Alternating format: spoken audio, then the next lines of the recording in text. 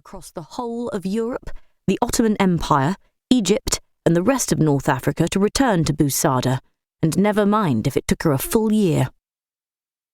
A thundering crash, followed by shouting and the thud of booted feet running on the deck overhead, dragged her abruptly from her thoughts. She tightened her grip on the sides of the bed. So this was the end. The Sea Eagle was sinking. She would drown in these cold, hostile waters before being able to show Cameron she could learn to be the wife he deserved. A fashionable woman who read thick, clever books and could hold a polite conversation and, just as importantly, she thought, as she took a shallow breath and her cheeks heated up, a sensual and submissive female who would let him do all the things he wanted, even if she didn't like it. The cabin door flew open and banged against the wall. Captain Kennedy strode in. "Sorry, miss," he said, taking his hat off. "I'm afraid I have bad news. We won't reach Thurso tonight. The topgallant just crashed down, so we're heading into the Kyle of Wrath to shelter from the storm." Rose felt the blood drain from her face. "Wrath? Isn't that where Lord McGunn lives?" "Aye, it is indeed." "You want to stop with that man? The last in a long line of drunks, thieves and smugglers, not to mention sworn enemies of the McRaes." Captain Kennedy stroked the brim of his hat between his thumb and forefinger. "With all due respect, miss, we don't have much choice. What's more, you've nothing to fear from McGunn. He may not be the most gracious of men, unlike my Lord McRae, but he was, until recently, a distinguished army officer." "Who was discharged for dishonourable conduct?" Rose interrupted, her fingers still clinging to the bed rails. "Lord McRae told me all about it. The man's recklessness caused the death of his soldiers." Captain Kennedy leaned against the door jamb for support as the Sea Eagle shook and groaned in the storm.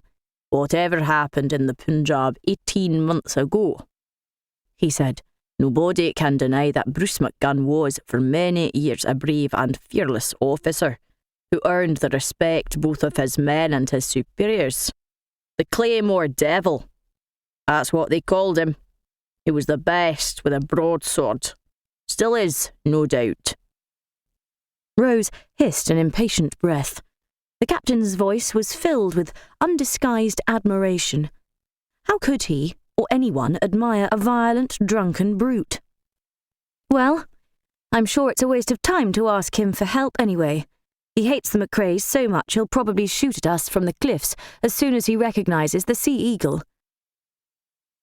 This time Captain Kennedy's eyes glinted with irritation.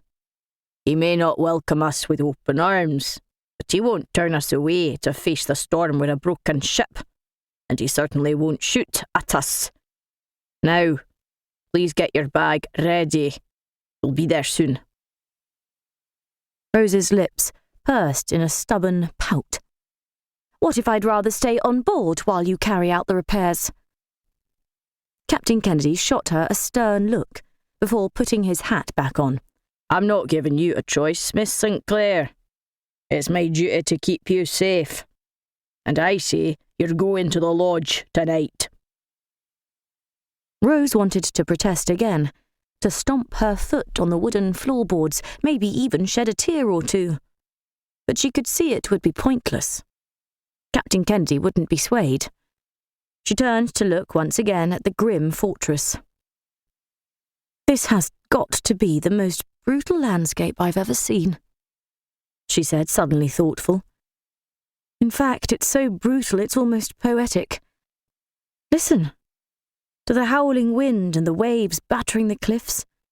And those birds. They sound like ghosts of sailors lost at sea."